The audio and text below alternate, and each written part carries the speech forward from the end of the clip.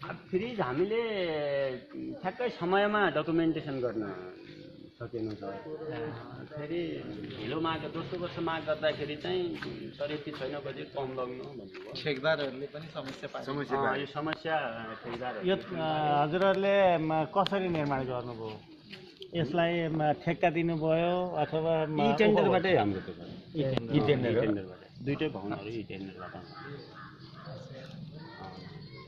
यी टेन्डर पनि लामो हुँदो रहेछ। त्यसमा अब हामी विद्यालयको फेरि यसमा केही छैन क्या सर, खालि पैसा दिनुभन्दा बाहेक अन्य रेखदेखका कुराहरू भन्दा बाहेकका कुराहरू केही छैन। उनको आफ्नै सबै कुरा आफ्नै हुन्छ, उहाँले नै गर्नुपर्ने हुनाले।